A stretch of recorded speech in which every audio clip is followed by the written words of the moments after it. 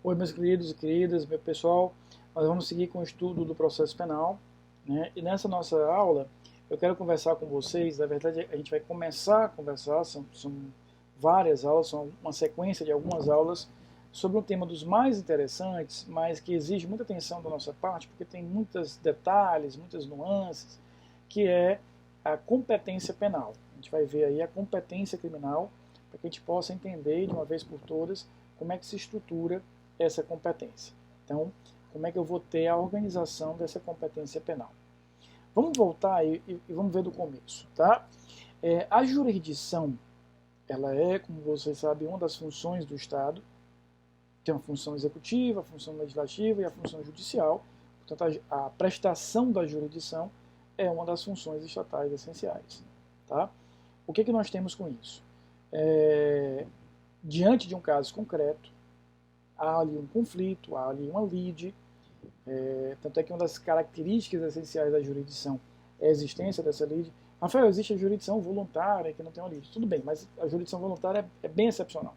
Em regra, o que eu tenho é um conflito, é um choque, e é em cima desse conflito, em cima desse choque, eu vou prestar a jurisdição. Eu vou dizer de quem é o direito naquele determinado caso concreto. Essa é a estrutura básica que a gente vai ter na prestação da jurisdição.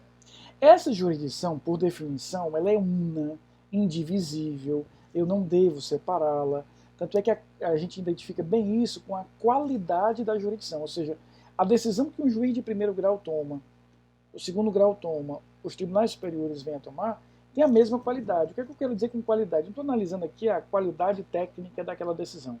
Eu estou analisando que, uma vez havendo a prestação jurisdicional, quer seja pelo primeiro grau, quer seja pelo segundo, quer seja pelos tribunais superiores, ela tem força de mandamento, ela vai mandar, ela vai resolver, ela vai efetivamente encerrar aquele conflito. Tanto é que tanto faz. Vamos imaginar o seguinte, vamos imaginar aqui dois casos simples para que eu possa explicar o que eu estou querendo dizer a vocês.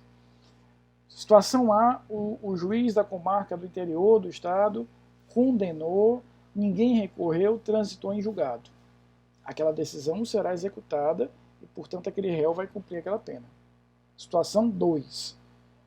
O réu foi condenado pelo primeiro grau, recorreu para o Tribunal de Justiça, depois para o STJ, STF, transitou em julgado lá no STF.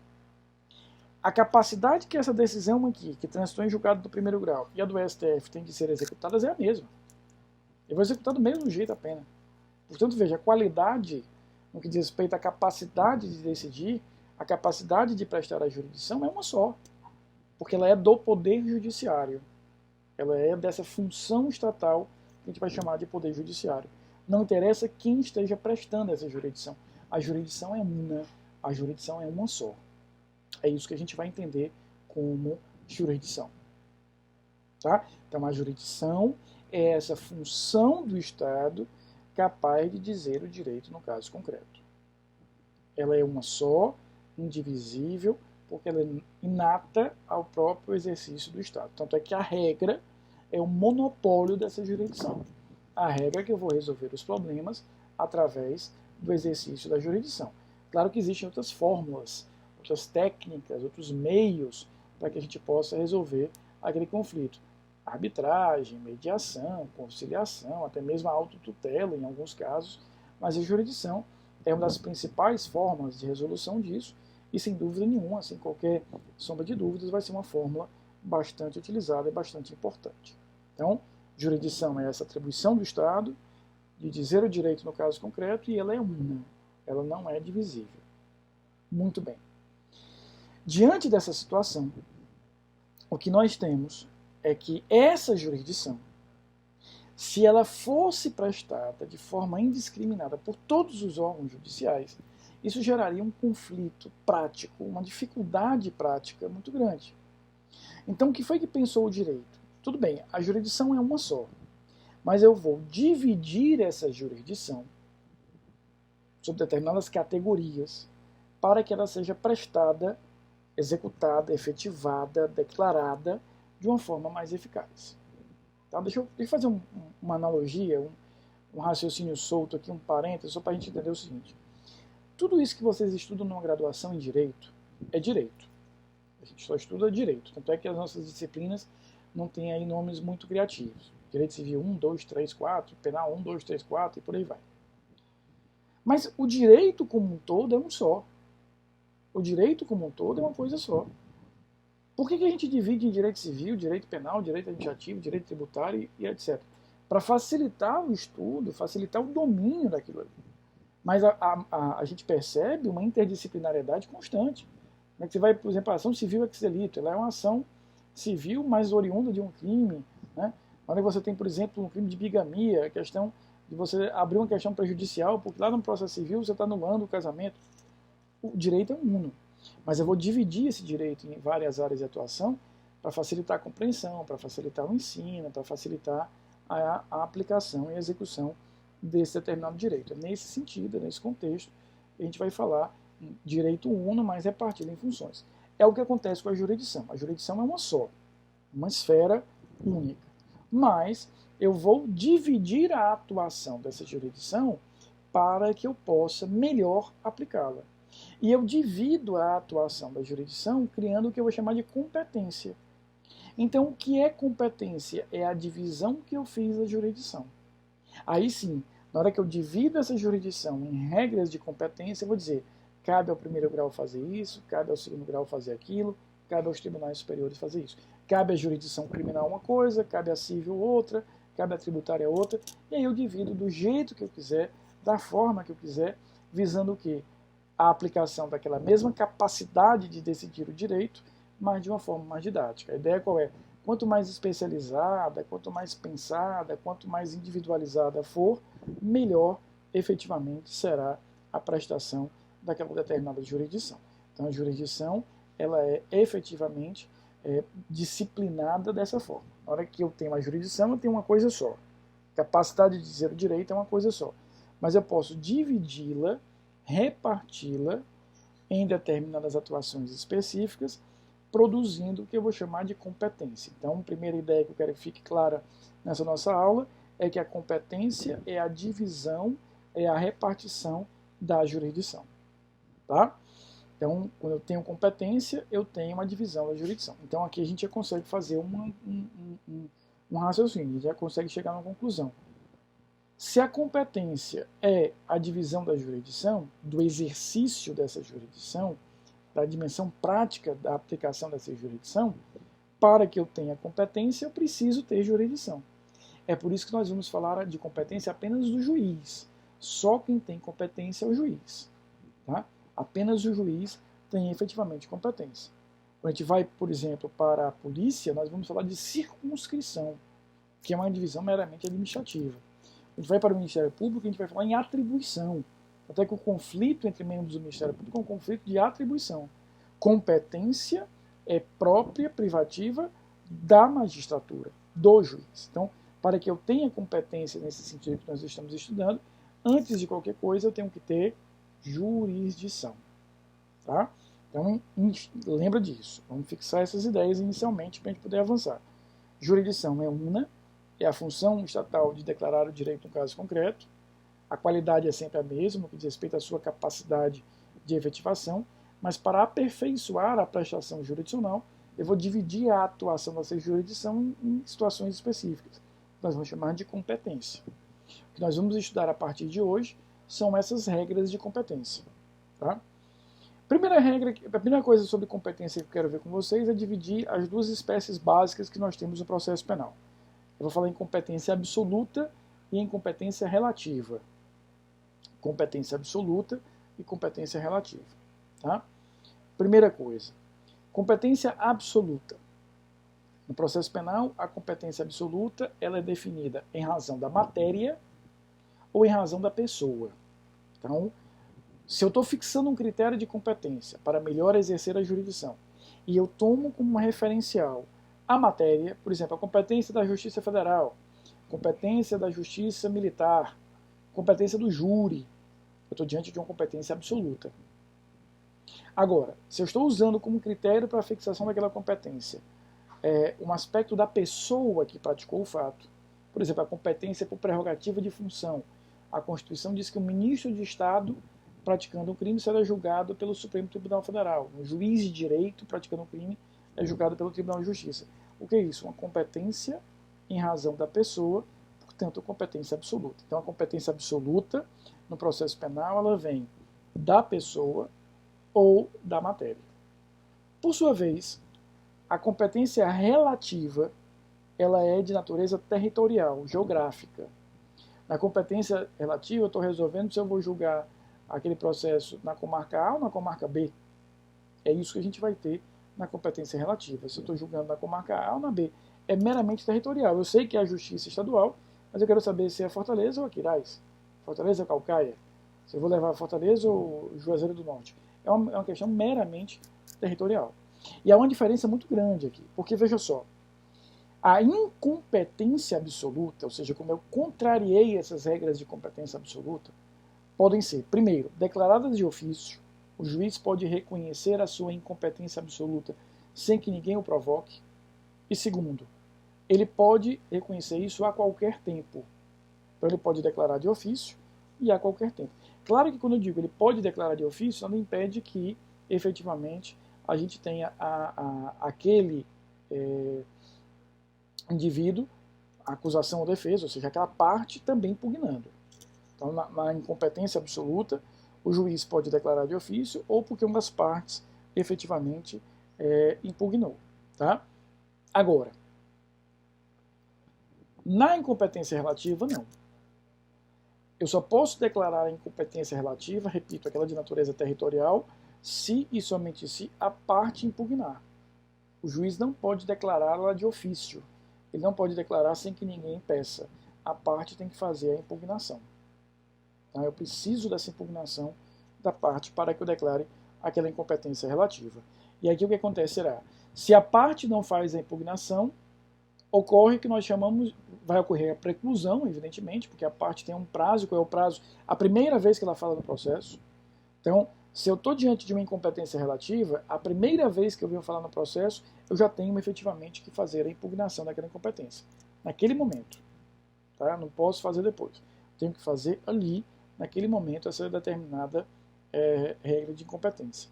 Então, nós vamos ter a impugnação da incompetência no primeiro momento em que eu falei nos autos. Então, fui citado, já com a resposta, já no momento da resposta, eu tenho que apresentar a minha exceção de incompetência. E se eu não apresento, o que acontece? Ocorrerá a prorrogação da competência. Aquele juízo que era incompetente tornar-se-á competente. Então, veja essa diferença, que é uma diferença essencial. Quando eu tenho uma competência absoluta, em razão da matéria ou da pessoa, o juiz pode declarar de ofício, a qualquer tempo, e a parte não tem prazo para fazê-lo. Ora, se o juiz pode declarar de ofício, a qualquer tempo eu posso provocá-lo.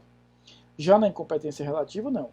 Tem prazo, só a parte pode impugnar, e se a parte não impugnar naquele prazo, precluirá o direito dela de impugnar e ocorrerá o que nós vamos chamar de prorrogação da competência. O juiz se torna competente efetivamente. Tudo bem, queridos? Então a gente já sabe o que é jurisdição, de onde é que eu tirei a competência e quais são as espécies básicas de competência no processo penal. Agora, eu quero propor para vocês o seguinte. Há várias formas de estudar as competências, os critérios de competência que o Código de Processo Penal nos informa. Cada doutrinador usa a sua, cada livro vai usar o seu, há vários professores que explicam isso de várias maneiras diferentes. Eu vou propor a vocês uma forma de a gente enxergar isso. Não é necessariamente a melhor, também não é a pior, é uma forma. Tá? O que a gente precisa entender é o seguinte, independentemente de como você vai definir a competência, independente de que roteiro você vai usar, de que rotina você vai usar, você precisa sempre definir a competência. Então, preste atenção no seguinte. Primeiro, quando trato de competência, tudo que a gente fala e estuda sobre competência é para responder só uma pergunta. Qual é a pergunta? Qual é o juízo competente? Só isso. Eu quero resolver qual é o juízo efetivamente competente. Quando eu digo qual é o juízo competente, é de forma mais específica possível. É a 4ª Vara Criminal de Fortaleza? É a 2ª do Júri de Fortaleza? É uma vara federal em Fortaleza? Então, tudo que a gente fala sobre competência é para responder só essa pergunta. Qual é o juízo competente? Ponto. Só isso. E aí o Código de Processo Penal nos deu 7 critérios. Vocês encontram esses 7 critérios no artigo 69 do Código de Processo Penal. Nós temos aí 7 critérios para definir essa competência. Como é que eu uso esses critérios, Rafael? Do jeito que você quiser. É daí que eu dizia agora há pouco. Cada doutrinador tem a sua forma, cada professor tem a sua forma, não existe uma fórmula única. O que eu vou sugerir para vocês é uma forma de responder essa pergunta. É uma forma de trabalhar esses critérios. Então veja, tudo que a gente vai estudar aqui é para responder essa pergunta. Qual é o juízo competente? Beleza. E eu tenho efetivamente 7 critérios para responder isso. Como é que eu trabalho com isso? Nesses 7 critérios eu vou ter que organizar aí a forma de trabalhar com esses critérios. Qual é a sugestão que eu faço a vocês? E é assim que eu vou explicar e a gente vai conduzir nossas aulas aqui sobre competência. Então, 7. Separa o critério 5 e o critério 7, ou seja, o inciso 5 do artigo 69 e o inciso 7º do artigo 69. Eu estou falando especificamente do artigo 69 do Código de Processo Penal. O artigo 5º fala de conexão ou continência. O que é que eu tenho na conexão ou continência? Eu tenho vários autores para o mesmo fato, vários fatos de um mesmo autor, ou vários autores com o mesmo fato. Então eu tenho um fato produzido por várias pessoas, uma pessoa produzindo vários fatos, ou várias pessoas produzindo vários fatos. Então, pluralidade. Então, quando a gente fala de conexão e continência, eu estou falando do elemento da pluralidade. É mais de um crime, mais de um réu. A gente vai ver que o Código de Processo Penal traz regras específicas, próprias, exclusivas para a conexão e a continência. Nós temos regras específicas na conexão e na continência. Então, se eu identifico naquele meu caso concreto a existência de conexão e continência, eu já sei qual é o critério que eu vou usar. Eu não preciso nem olhar os outros. Eu vou usar só o inciso 5º. Tá? Com o inciso 7º acontece a mesma coisa. O inciso 7º fala de prerrogativa de função. É exatamente aquela competência material que eu falava agora há pouco a vocês, em razão da pessoa. Então, no inciso 7º, o que eu tenho? Eu tenho a seguinte situação. Eu tenho o réu, muito bem, que, por ocupar uma função diferenciada no Estado, ele é juiz, ele é deputado federal, ele é senador, é ministro de Estado, é o presidente da República, é o governador. Ele será julgado num tribunal. Ele não vai ser julgado efetivamente pelo juízo de primeiro grau. Ele é catapultado a um juízo colegiado. Então, se eu identifico nesse caso concreto que aquele indivíduo ocupa, exerce uma dessas funções, eu sei que a ele eu vou resolver a questão da competência por um critério exclusivo, único, critério da prerrogativa de função. Não preciso de nenhum outro mais. Então, o que eu estou querendo dizer a vocês? Diante de um caso concreto, uma questão numa prova, uma questão no seu trabalho, no seu estágio, em que você precisa definir qual é o juízo, porque afinal de contas essa é a pergunta fundamental. Quando você olhar para aqueles 7 critérios, a gente fica perdido sem saber como começar. Pois vamos começar assim. Tenta resolver essa pergunta pelo inciso 5º e inciso 7º. Há conexão e continência? Então já resolvi a minha questão. Há prerrogativa de função, aquela pessoa exerce uma função diferenciada? Então já resolvi minha vida. Esquece todos os outros. Você já tem a solução. Agora, se você tenta usar o inciso 5º ou o inciso 7º e não consegue, não estou falando de conexão e continência, imagina que é um indivíduo praticando um crime único contra fulano. Então não dá para aplicar aquele elemento plural lá da conexão e continência. E inciso 7º, aquele indivíduo não exerce nenhuma função pública. Pessoa normal vai ser julgada no juízo de primeiro grau. Então, diante do caso concreto, eu vejo que é inaplicável o inciso 5º e o inciso 7º. Qual é a vantagem? Eu já descarto esses dois. Ficaram os outros 5. Tá? Então, o que eu estou sugerindo? Para responder essa pergunta, começa pelos incisos 5º e 7º. Conseguiu? Resolveu a tua vida. Não? Descartou, fica os outros 5. Como é que eu vou responder? Como é que eu vou trabalhar com esses 5? Veja, esses 5 trazem a resposta. Eu preciso perguntar bem. Então, eu já descartei o inciso 5º, não houve conexão e continência. Já descartei o inciso 7º, não há prerrogativa de função. Sobraram os 5. Como é que eu vou trabalhar com esses 5? Eu sei onde é que eu quero chegar. Eu quero saber qual é o juízo competente. Você vai fazer 3 perguntas, preste atenção, em sequência. A primeira pergunta é qual é a cidade onde eu vou processar esse fato, ou seja, qual é o local. Para isso, você vai usar o inciso primeiro, lugar da infração, ou o inciso segundo, domicílio do réu. Então, você descartou o inciso quinto e o sétimo porque percebeu que eles não valem a pena, não são úteis. Ótimo. Então, nós vamos ter agora 5 critérios sobrando. Como é que eu trabalho com esses 5 critérios? Faz uma primeira pergunta, usando os 2 primeiros incisos. Qual é a cidade onde eu vou processar esse fato? Tá? Aqui você vai usar lugar da infração ou domicílio do réu. Primeira pergunta. Segunda pergunta. Nesta cidade, qual será a justiça que eu vou ter que usar? E nós temos 4 opções de justiça. Justiça estadual, justiça federal, justiça militar e a justiça eleitoral. Eu estou excluindo a justiça do trabalho. Por que eu estou excluindo? Porque ela não tem competência penal, ela não interessa para a gente. Tá? Então, primeira pergunta, qual é a cidade onde eu vou processar aquele fato? Onde é que eu vou oferecer a ação penal? Como é que eu respondo isso? Pelo inciso primeiro, lugar da infração, ou pelo inciso segundo, domicílio do réu. Depois a gente vai estudar especificamente esses incisos para ver como é que eu trabalho dentro deles. Mas separa esses dois para a primeira pergunta. Segunda pergunta, eu já sei, por exemplo, que é em Fortaleza, mas eu tenho 4 justiças. Então a segunda pergunta, qual é a justiça que eu vou usar? Estadual, federal, militar ou eleitoral. Decidi que é a estadual. Vou ensinar no futuro para vocês como é que a gente decide isso. Então veja só. Decidi que é Fortaleza com a primeira pergunta. Com a segunda pergunta, decidi que é a Justiça Estadual. Mas qual é a vara na Justiça Estadual? Aí você vai fazer a terceira pergunta. Qual é o juízo específico? Eu já sei qual é a justiça, mas qual é a unidade judicial? Qual é o juízo? Essa é a terceira e última pergunta. O que é que eu uso para responder essa pergunta, Rafael? Os incisos que sobraram, o quarto e o sexto. Então, o que é que eu estou querendo dizer a você? No artigo 69, nós temos 7 critérios. Eles respondem à pergunta sobre qual é o juízo competente, que é a pergunta essencial do estudo sobre competência. Como é que eu trabalho com esses critérios? Do jeito que você quiser.